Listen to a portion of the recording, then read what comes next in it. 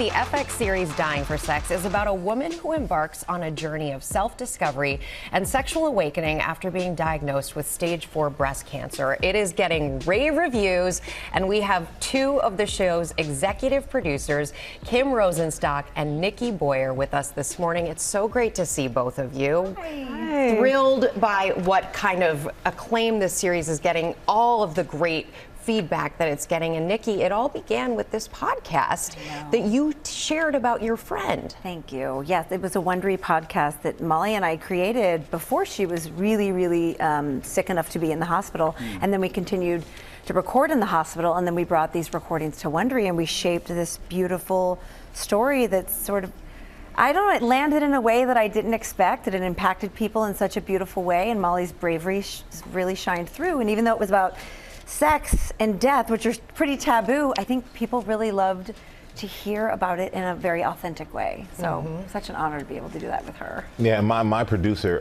Erin, said she went through watched the whole thing. She said it is, really? Michael, it is fantastic. Wow. That's absolutely fantastic. And she never said anything nice about anything. She's in the background.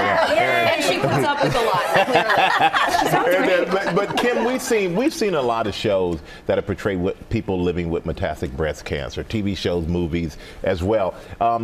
How important was it for you to get this right?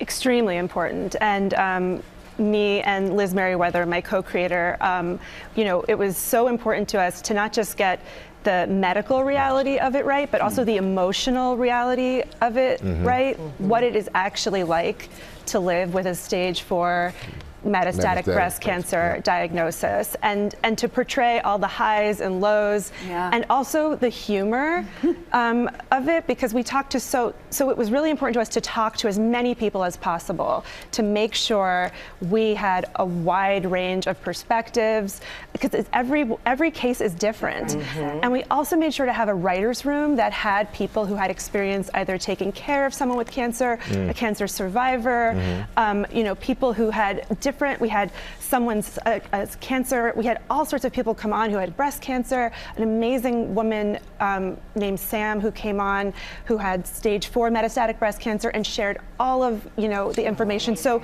at every stage of making this show, it was like we just kept finding more and more people who were so excited to come actually talk to us about what it's like, and they would tell us things that it was important to them to see done, like if we're telling this story. And so we kind of got a list from them of like, here's what I normally see that I don't want to see, or here's something I haven't seen that it'd be really great if you could put on screen.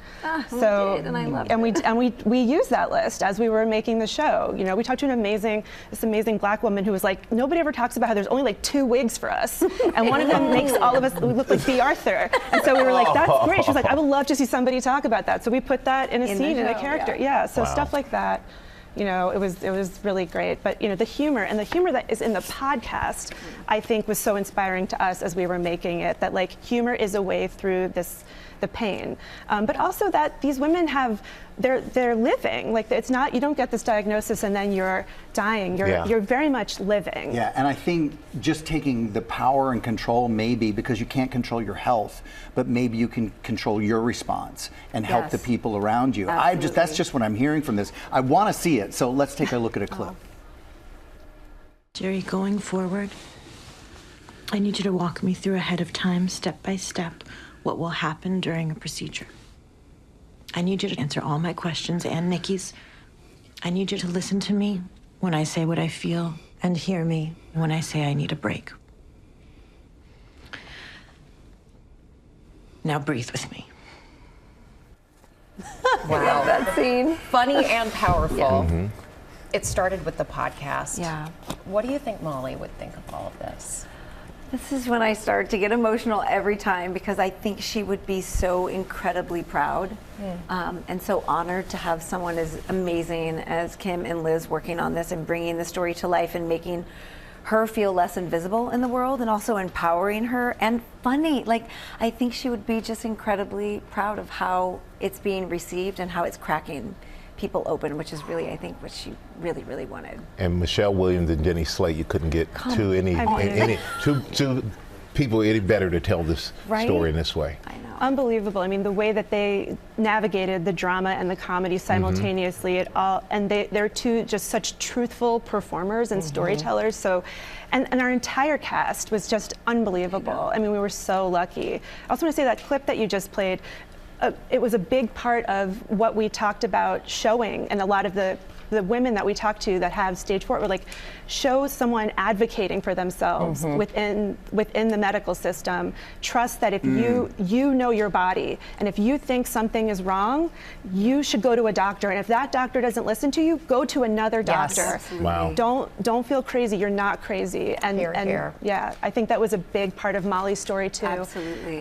So that was really important to us. That's why it's one of my favorite scenes, because I hope someone can watch this and see this and say, oh, I can challenge the medical system. I can push the envelope and ask the uncomfortable questions and advocate. So. Well, you're making us laugh and making a difference Yeah, with no your doubt. work. Thank you so much to both of you and to Liz Merriweather. Yes. All episodes of FX's Dying for Sex are streaming now on Hulu.